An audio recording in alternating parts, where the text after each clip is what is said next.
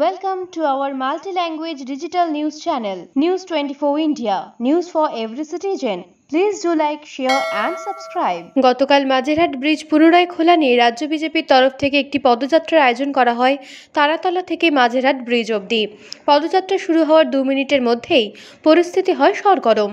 Police ও BJP কর্মীদের মধ্যে শুরু হয় ধস্তাধস্তি। রাজ্য পুলিশ ও বিজেপি কর্মীদের সেই ধুন্ধুমার পরিস্থিতির চিত্র তুলে ধরছি এখন আপনাদের সামনে।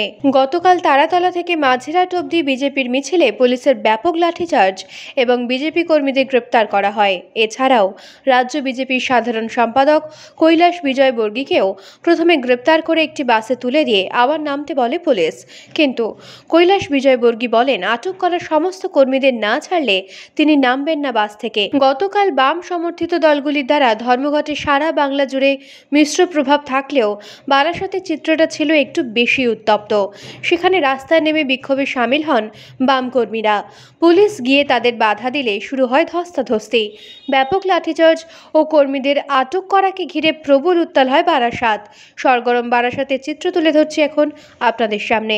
বেশ কয়েকটি দাবি নিয়ে বাম সমর্থিত দলগুলির ডাকা 24 ঘন্টা ধর্মঘটে দক্ষিণবঙ্গে কম বেশি সাড়া মিললেও সম্পূর্ণ স্বাভাবিক জনজীবন লক্ষ্য করা গেল উত্তরের পাহাড়ে।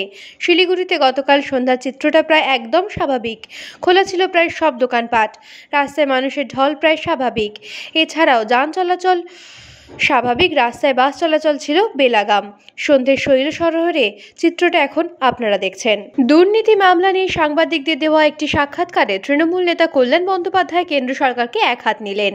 গতকাল সন্ধ্যায় তিনি কেন্দ্রের চার্টার্ড অ্যাকাউন্টেন্ট গোবিন্দ আগরওয়াল এবং অফিসার নীরজ সিং এর বিরুদ্ধে কেন্দ্রীয় তদন্ত সংস্থায় তদন্তের দাবি জানান। এছাড়াও তিনি রাজ্যপালকে নিশানা করে বলেন যে রাজ্যপাল এদের আড়াল করার চেষ্টা করে চলেছেন প্রতিনিয়ত, তাই তিনি রাজ্যপালের বিরুদ্ধেও তদন্তের দাবি তোলেন এই সম্মেলনে।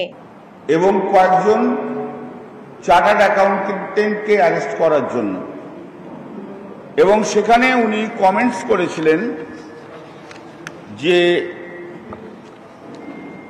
why forget quote be a never so high, the law is above you.